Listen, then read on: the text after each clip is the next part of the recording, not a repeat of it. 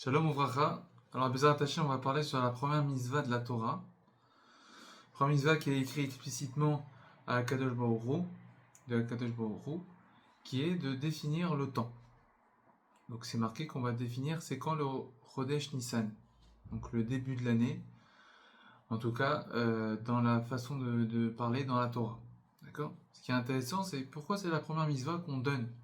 On est en train de sortir d'Égypte. On me donne une mitzvah, bon, ce mois-ci, comme c'est un mois qui est marquant pour tous les juifs, c'est très important que vous fixiez le temps. Et c'est qui le fixe? C'est pas n'importe quel individu, c'est tout le tribunal. La question c'est, on comprend pas pourquoi c'est la première mitzvah. On aurait pu donner plein d'autres mitzvot qui sont beaucoup plus importantes que ça. Explique le Maharal, quelque chose de très intéressant. C'est que la Yetziat Mitzrayim, le fait de sortir d'Égypte, c'est le fait de ne plus être serviteur, d'être un serviteur, pas de paro, mais être serviteur d'Akadosh Baruch Hu.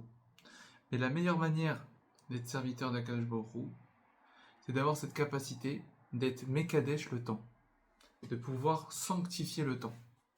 Quand je dis sanctifier, c'est de rendre spécial, d'accord? Quand on dit à une femme Areat Mekudeshetli, on n'est pas en train de la rendre sainte. Non, on est en train de la spécifier en disant que cette femme est définie et est réservée pour moi. C'est ça qu'on dit. C'est-à-dire qu'elle est mise de côté, elle est spéciale. D'accord? Et là, c'est ça qu'on est en train de dire. Quand on te dit que la première mitzvah, c'est de sanctifier le temps, c'est dans le sens sanctifier le temps qu'il faut que ton temps, tu aies la capacité de le spécialiser. D'accord? A contrario, un serviteur, un employé, ça dépend dans quel contexte, n'a pas cette capacité de pouvoir décider de son temps, qu'est-ce qu'il a à faire. Son temps est à son maître. Donc il n'est pas capable de pouvoir réaliser la spécialisation de son temps. Et vient le Maharal, nous explique, c'est ça la mitzvah. C'est exactement la mitzvah qui est demandée. C'est de rendre qualitatif son temps.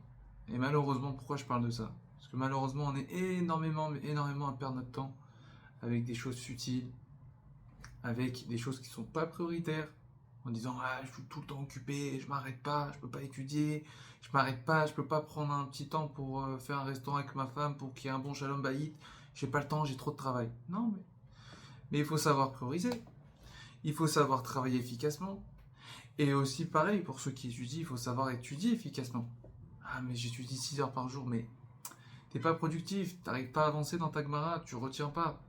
Donc il faut être capable d'avoir les techniques et de rendre qualitatif. Et ça, c'est la première chose. Ton temps, il t'appartenait pas pendant 210 ans. Maintenant qu'il t'appartient, première chose, apprends à spécialiser ton temps. Apprends à rendre spécial ton temps. Comment on fait? Comment je fais pour faire ça? Je m'organise. Je crée des emplois du temps. Si vous voyez les Chachamim, ou si je compare la Avdil Ben Kodesh Lechol, ceux qui réussissent dans le business, ils ont déjà défini qu'est-ce qu'il y a à faire en amont. Ils ont déjà dit, voilà, en 5 minutes, je dois régler ce problème-là. J'ai 1 heure pour faire cette tâche. Les Chachamim, c'est pareil. On voit leur façon de faire. Voilà, j'ai un scénario de limoud, ça va durer de telle heure à telle heure. Après, je fais ça. Ils font en sorte d'optimiser leur temps. Et ça, c'est la première mitzvah qu'on nous demande. Avoir cette capacité de optimiser le temps qu'on a. Le temps, il part dans tous les cas. C'est-à-dire le temps, on le dépense. Mais à nous de savoir où on va le dépenser. Alors, on peut être les Bas et Tasman pour rien. Et comment on fait? C'est les réseaux sociaux. Et on veut que ça. Les gens de notre génération, la culture actuelle, c'est que ça. On veut que vous perdez votre temps, que vous soyez bête. Et comme ça, vous achetez. Et en même temps, je sais que le client, il voudra toujours la même chose. Donc c'est encore plus simple de lui vendre. Donc qu'est-ce que je fais? Je fais des modes. Je paye des influenceurs. Et comme ça, je sais que le client, quand il veut quelque chose, il veut ça. Et donc je vais faire encore plus d'argent. C'est tous les mêmes. C'est tous des moutons. Et comment on les rend des moutons? En les influençant avec les réseaux, en leur faisant évidemment perdre leur temps.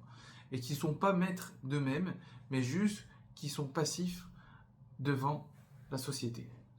Voilà le travail le plus dur d'un homme de nos jours et le travail le plus dur qu'un juif doit réussir à travailler. Réaliser que notre temps est précieux et qu'on ne peut pas le perdre et qu'on ne peut pas l'utiliser pour rien et qu'on ne peut pas ne pas le prioriser. Voilà, c'était court, mais pour moi c'est le plus important, avoir cette capacité de ne pas perdre son temps. Évidemment, il faut se détendre, évidemment, il faut se détendre, il faut prendre le temps avec la famille, et justement je l'ai dit, il faut prendre le temps pour créer des relations solides avec les fondations de notre première secte familiale et autres, mais il faut aussi organiser de telle sorte à qu'on puisse avancer dans toutes les situations. Et la personne aujourd'hui qui dit je n'ai pas le temps d'étudier, d'accord, eh ben, il faut qu'il revoie sa façon de travailler et sa façon de s'organiser. On peut tous étudier, et si Akadosh Baruch Hu nous demande d'étudier, c'est parce qu'on a la capacité de le faire. Or, Akadosh Baruch Hu nous demande à tout le monde. Donc ayons cette intelligence, cette profondeur, cette anticipation de prévoir des temps d'études et de spécialiser et d'optimiser notre temps. Chazak U'Baruch et Shabbat Shalom.